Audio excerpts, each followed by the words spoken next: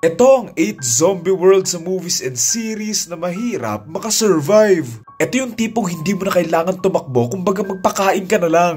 World War Z. Kung usapang zombie, kahit si Usain Bolt pa, hindi to kayang takbuhan eh. Tungkol ito sa isang pamilyang nasa loob ng sasakyan nila nang biglang magka-zombie. Dito sila magsisimulang magtakbuhan at pagpunta kung saan-saan para makatakas sa mga zombing nagkapatong-patong na sa gutom. At papangunahan sila ng tatay nila na hahanap ng paraan para magamot yung mga zombies. Si Brad Pitt dito tsaka yung pamilya niya, grabe yung plot armor nila. Nakaligtas sa rambulan ng mga zombies, nakaligtas sa eroplanong bumagsak, tapos iba't iba pa. Alam nyo sa sinato, yung mga tao rin yung may kasalanan kung bakit sila nakain eh. Ang ingay kasi nila eh. Nagpipray ba sila dito or something, ayan tuloy, dinala sila sa langit.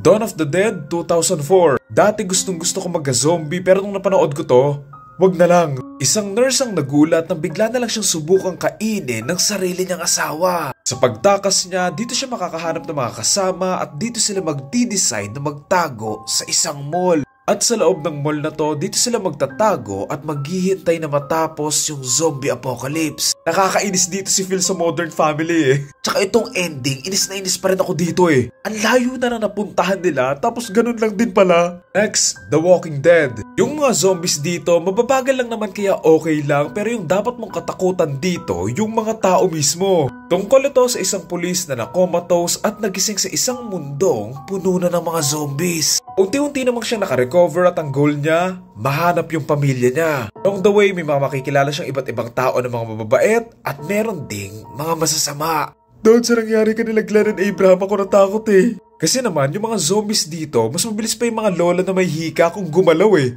Next, Wreck. Kung di kayo matakot sa sinato, ewan ko na lang. Isang reporter ang gumagawa ng isang show tungkol sa mga bumbero. Dito sila mapupunta sa isang apartment na meron daw emergency pero ang pagpunta pala nila dito ay isang malaking pagkakamali. Sa loob ng apartment na to, ikukulong sila dahil sa isang kumakalat na virus. At sa mga susunod na oras ay kakailanganin nila makapagtago at magtakbuhan sa isa't isang mahawaan at kakain sa kanila. Ito yung isa sa mga pinaka-favorite kong found footage movie ever. Day of the Dead 1985. Nakakatakot dito kasi kahit mababagal, matatalino yung mga zombies. Isang grupo ng mga scientists at mga sundalo ang natrap sa isang base dahil sa napakaraming mga zombies. Isa sa mga scientists na to ang pinag-ieksperimentohan ng isang zombie na iniisip niya kung may chance pa ba tong gawing isang tao. Pero sa gitna ng pag-ieksperimento at pagtatago nila, dito magsisimula ang isang napakalaking gulo. Kung mahilig kayo at hanap nyo sa mga zombie movies yung talagang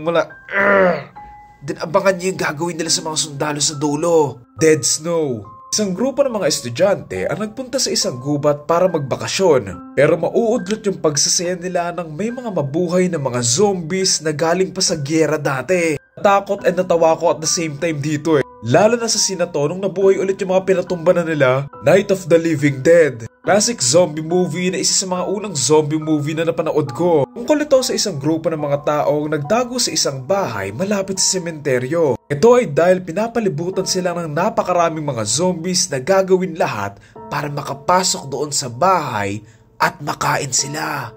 Be honest, yung simula nito nung nandun sila sa may sementeryo, yung biglang may dumating na mga zombies, talagang natatakot pa rin ako dito hanggang ngayon eh.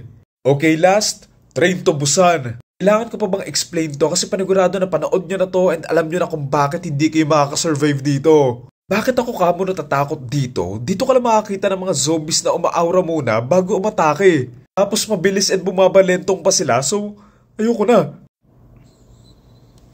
Tinan na natin to.